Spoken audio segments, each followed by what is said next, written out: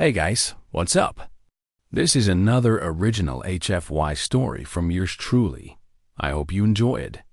Please leave your feedback in the comments below, and don't forget to vote for your favorite stories at the end of the month. The link will be in the description. And with that out of the way, let's get started. She looked beautiful with her lavender skin and large black eyes framed by thick lashes. But it was her hair that really captivated me. Long and flowing, it cascaded down her back like molten gold. Her gaze met mine and a smile bloomed on her face. Welcome to Serenity, human. You must be Elias. The door slid open, and I stepped into the welcoming embrace of the local brothel. I was immediately hit with the scent of jasmine and something else. It was faint but familiar, like old books and decaying wood. That was the smell of the void. It's imperative that we understand our clients, especially when it comes to matters of the flesh. Your kind are so fascinating. You lie to us all the time, even though you don't have to. In fact, lying is something you excel at. So you've been trapped here against your will, unable to leave until your ship is fixed. You must be desperate to leave this place. I could feel its presence here too, pulsing just beneath the surface of reality. Being stuck here isn't fun, especially with nothing to do. What if we were to offer you a deal? What if we helped you fix your ship in exchange for something?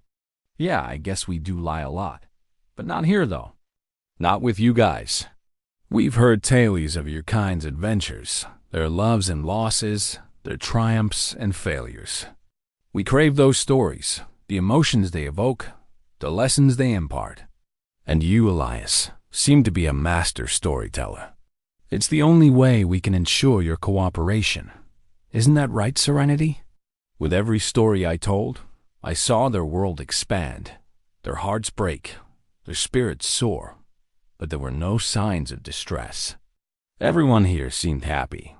They became my confidants, my partners in crime, my saviors, and my friends.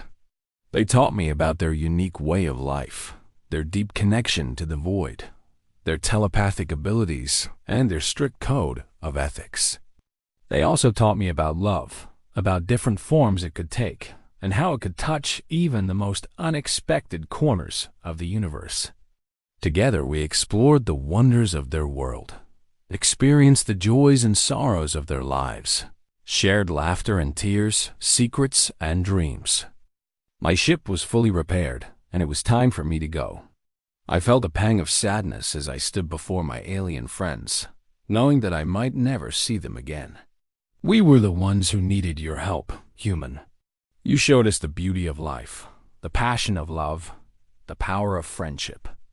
I had spoken of distant galaxies and strange alien species, of epic battles and forbidden romances, of daring adventures and shocking betrayals. As I flew, I thought about everything I had experienced there, the wonders I had seen, the friends I had made, the love I had found. I knew I would never forget my time there. I had wove tales of heroism and villainy, of love and loss, of triumph and tragedy. You gave us stories that touched our souls and made us feel truly alive. We are in your debt, Elias. Everything seems so different, so familiar, and yet so alien. I miss the vibrant colors, the exotic plants, the beautiful aliens. I miss the Lara and Serenity. There were other galaxies to explore, other stories to tell, other adventures to have. For I was a traveler, a seeker of knowledge, a teller of tales, and my journey was far from over. As I hurtled through the void, I couldn't shake the feeling that I was leaving something behind. I had grown so fond of Serenity and her people, their culture, their way of life, their acceptance of me, despite my flaws.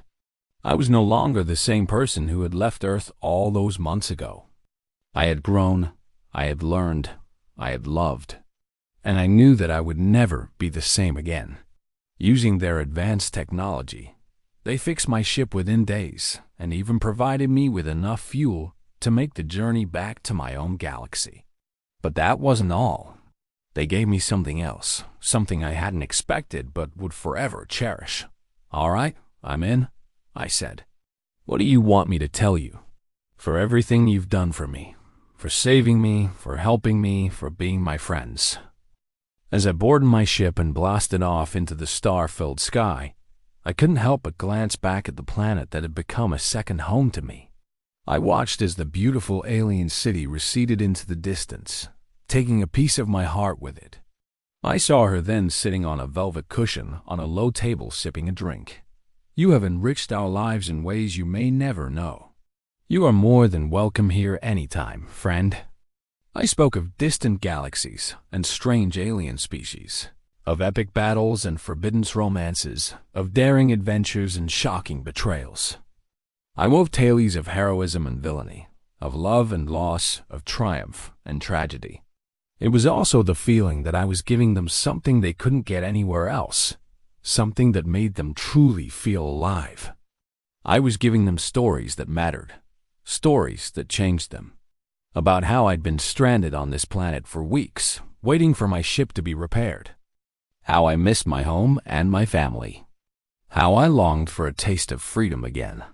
They listened patiently, their faces a mixture of sympathy and intrigue. When I finished, there was a long silence.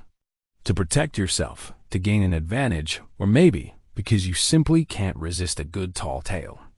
But here, honesty is the best policy. Wouldn't you agree? That's right. "You're Alara, right?"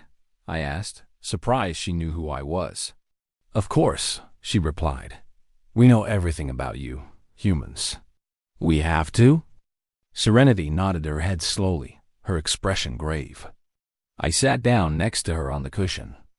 "Oh, we know why you lie, human," Alara said softly. Sure," I said hesitantly. "If you want it that way." And so I told them everything. "Interesting," Alara finally said, breaking the silence. "I am," I admitted. Alara leaned closer, her eyes gleaming with amusement. I raised an eyebrow, intrigued. "Like what?" "Your stories, human," Serenity said, her voice soft yet commanding. I considered their offer. It wasn't exactly what I had in mind, but it might work out for both of us. And that's when I began my tales.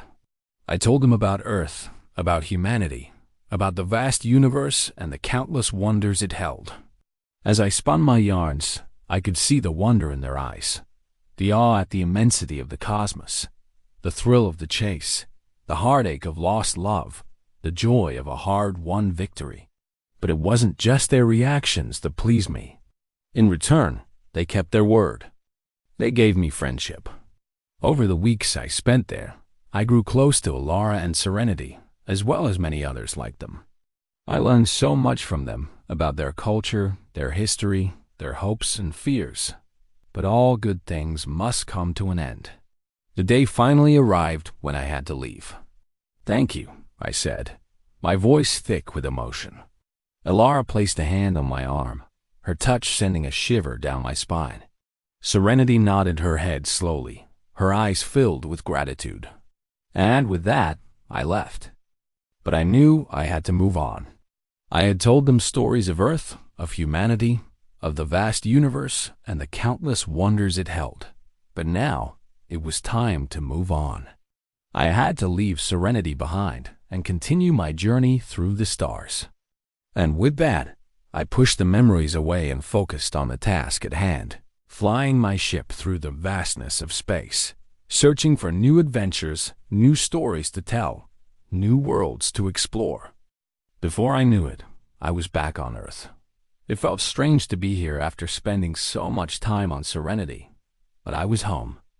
And as I stepped off my ship, I couldn't help but smile, for I had changed.